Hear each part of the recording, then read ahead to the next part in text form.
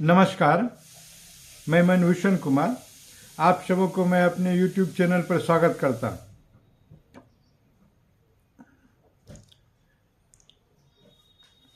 कल जो 4 राज्यों के चुनाव का परिणाम आया वह ऐतिहासिक रहा।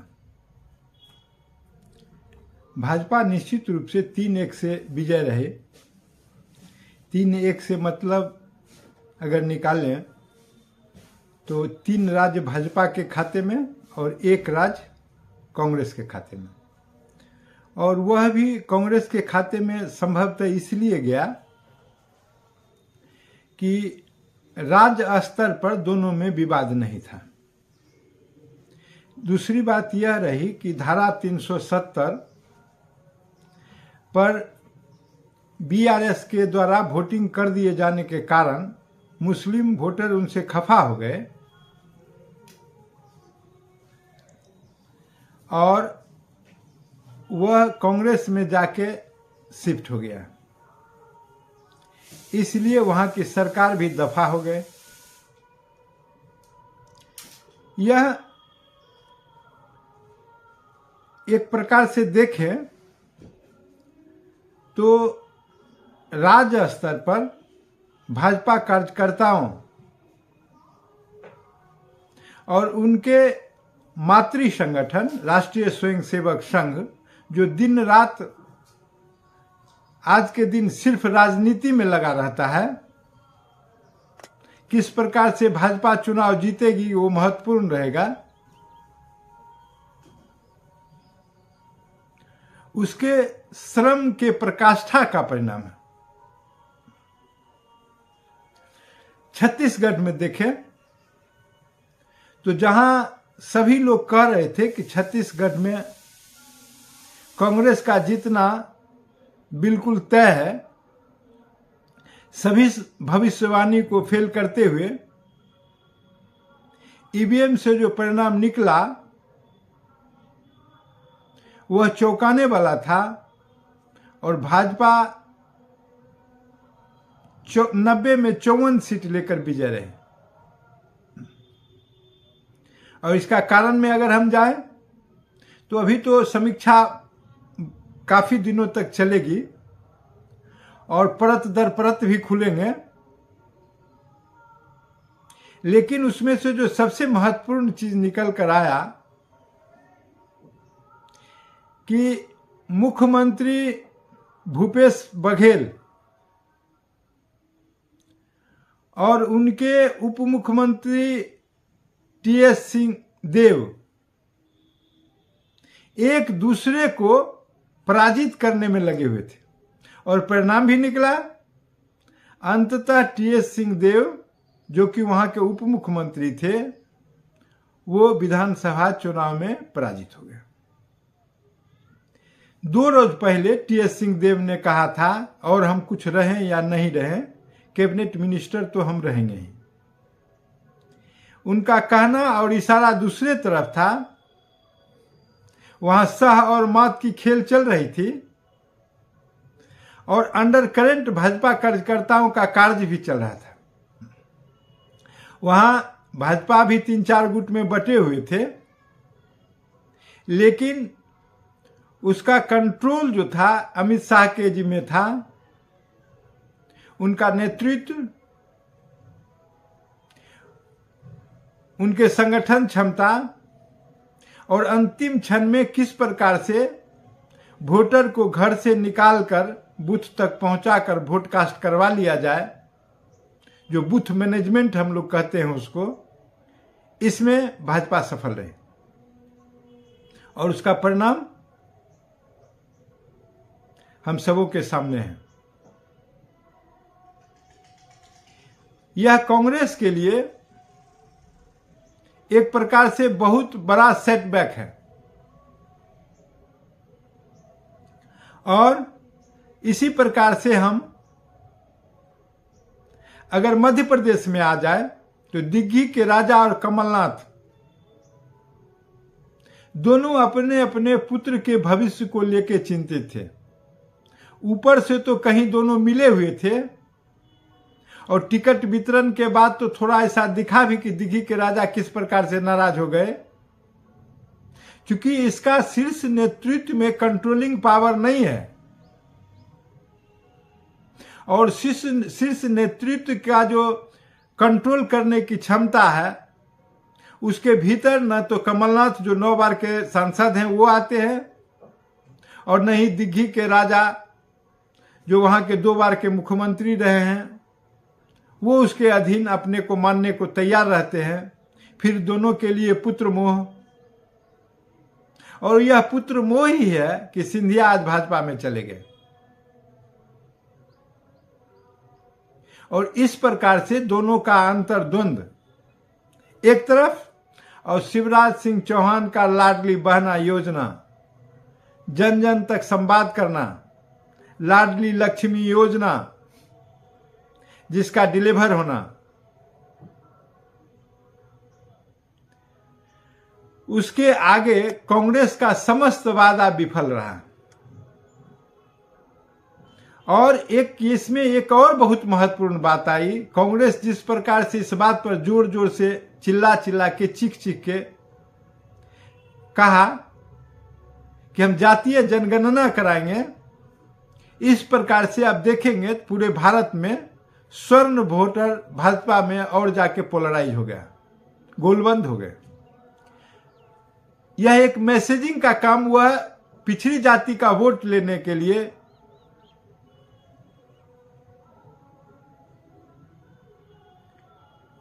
कांग्रेस के नेताओं के द्वारा किया जा रहा था, लेकिन यह नहीं कहा जा सकता है कि मैसेज कितना सफल हुआ, क्योंकि भारत के दूसरे राज्य बिहार नहीं है।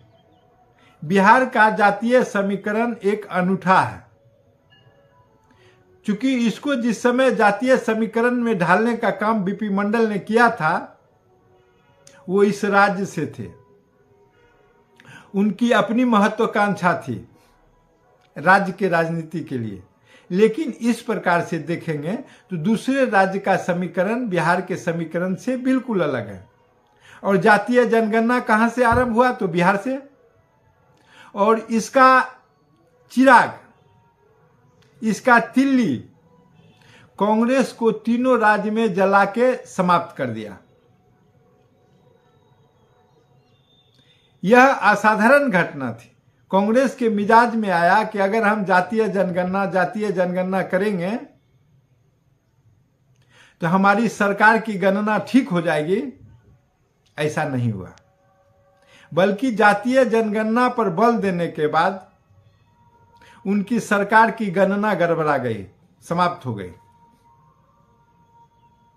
और जहां जातीय जनगणना प्रभावी नहीं हो सकता था, जहां धारा 370 का प्रभाव रहा, वहां कांग्रेस सफल रही। यह सबको पता है कि छत्तीसगढ़ में, मध्य प्रदेश में और राजस्थान में अल्पसंख्यक, खासकर मोहम्मडन वोट का संख्या बहुत कम है। नहीं है ऐसा नहीं है, लेकिन उसका अनुपात बिल्कुल कम है। भाजपा के इस जीत में यह भी एक बहुत बड़ा कारण था। कांग्रेस का OTS, one time pension, old pension योजना भी विफल रहा। कांग्रेस का 500 रुपया का सिलेंडर योजना भी विफल रहा। अगर यूं कहें तो कांग्रेस तो पूरी तरह से विफल रहा।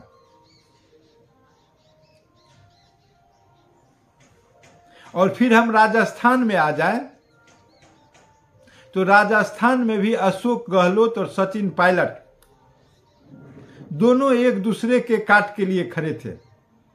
पार्टी की अनुशासनहीनता गहलोत ने तो यहां लाकर खड़ा कर दिया कि जब शीर्ष नेतृत्व ने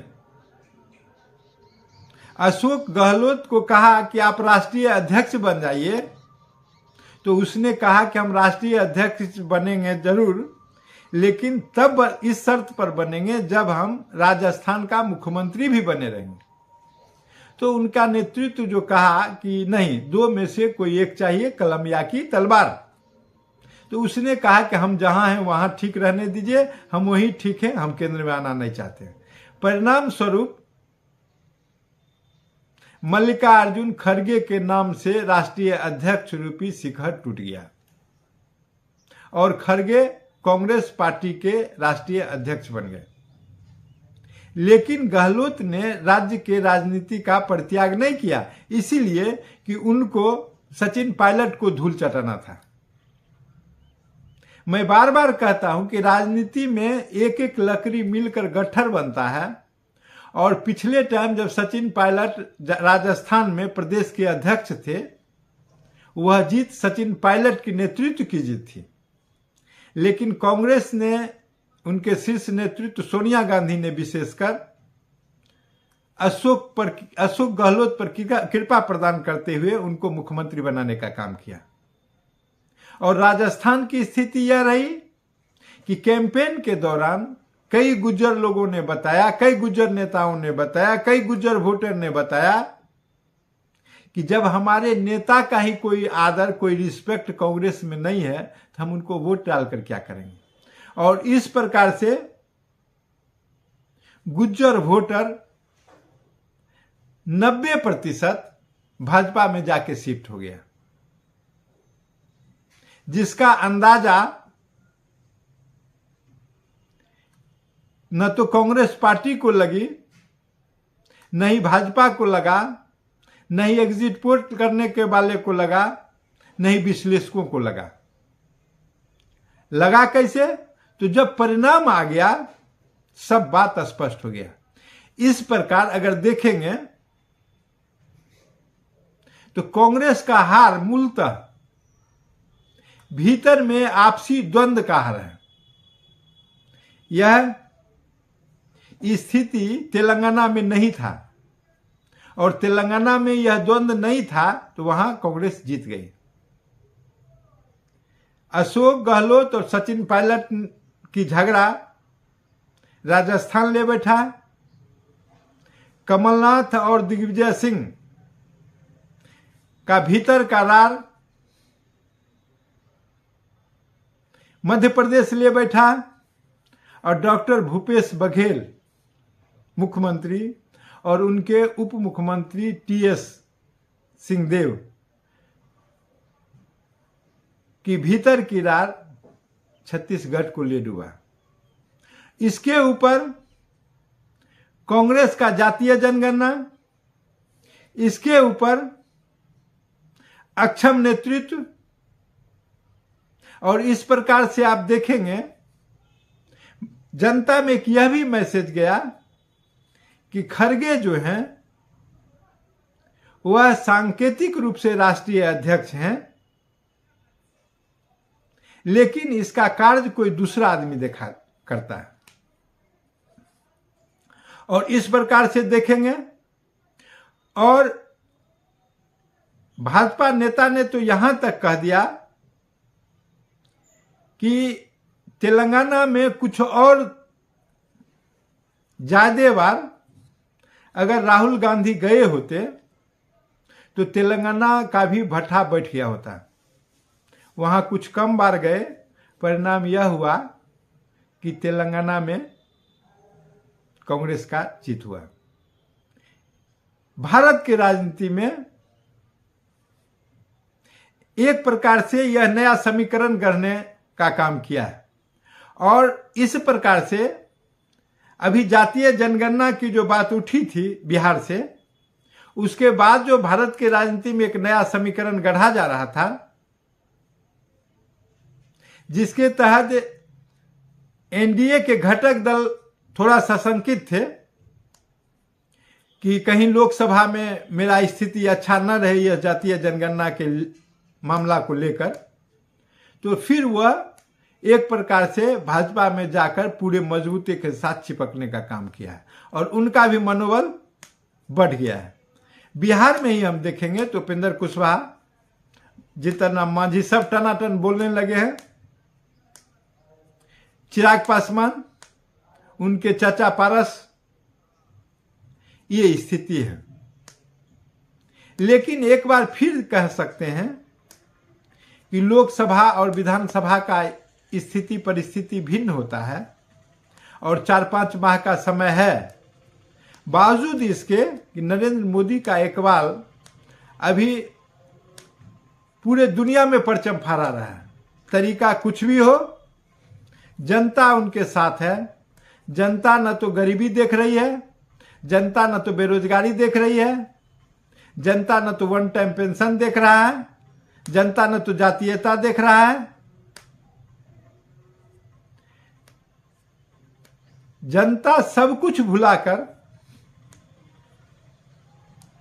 राम मंदिर देख रहा है, धारा 370 देख रहा है, 3 तलाक देख रहा है, प्रधानमंत्री आवास योजना देख रहा है, प्रधानमंत्री के द्वारा दिया गया शौचालय देख रहा है, प्रधानमंत्री के द्वारा फ्री में दिया गया अनाज देख रहा है, प्रधानमंत्री के द्वारा दिया गया उज्ज्वला योजना देख रहा है गैस फ्री, प्रधानमंत्री के द्वारा दिया गया आयुष्मान योजना देख रहा है। और इसके बाद जो जनता में, जनमानस में प्रधानमंत्री पर जो जनता का एक प्रकार से विश्वास है, उसको देख रहा है। भाजपा कार्यालय में भाजपा के राष्ट्रीय अध्यक्ष जगत प्रकाश नड्डा ने प्रधानमंत्री की उपस्थिति में, गृह मंत्री की उपस्थिति में, रक्षा मंत्री की उपस्थिति में मंच को संबोधित करते हुए कहा कि जो कुछ भी हो, हमारे देश के प्रधानमंत्री पिछड़ी जाति से आते हैं। प्रधानमंत्री ने ऐसा नहीं कहा, लेकिन भाजपा के राष्ट्रीय अध्यक्ष ने यह संदेश देने का काम किया कि प्रधानमंत्री नरेंद्र मोदी स्वयं पिछड़ी जाति के पलंबरदार हैं। बावजूद इसके प्रधानमंत्री ने कहा कि हमारे पास मात्र अब 4 जाति है, एक महिलाएं हैं, दूसरा युवा है, तीसरा किसान है और चौथा गरीब है। सुनने में बहुत अच्छा लगता है, लेकिन उसका आचरण करना काफी कठिन है। लेकिन आज सामर्थ्यवान है भाजपा के प्रधानमंत्री, भाजपा के राष्ट्रीय अध्यक्ष। तो हमारे यहां एक कहावत है कि समर्थ के नहीं कछु दोष गोसाई। सब कुछ उत्तम, यशस्विता का झंडा फहराया गया। और इस प्रकार से देखेंगे तो पप्पू एक बार फिर जो है सो फेल कर गया। सारी तैयारी, सारी मनोकामना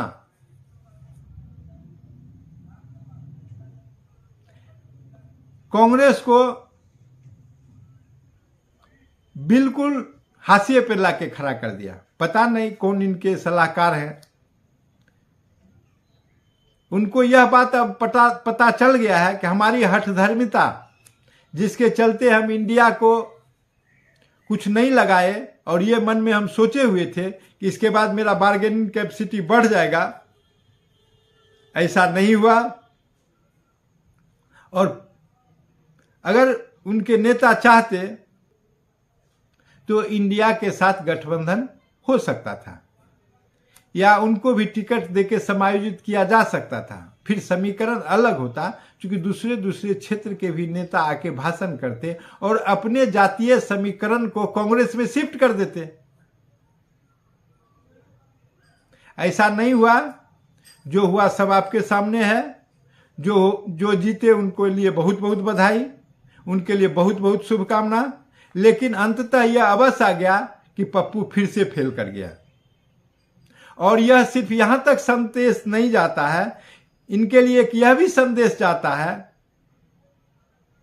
कि क्या राहुल गांधी अमेठी से चुनाव लड़ने का पुनः हिम्मत करेंगे?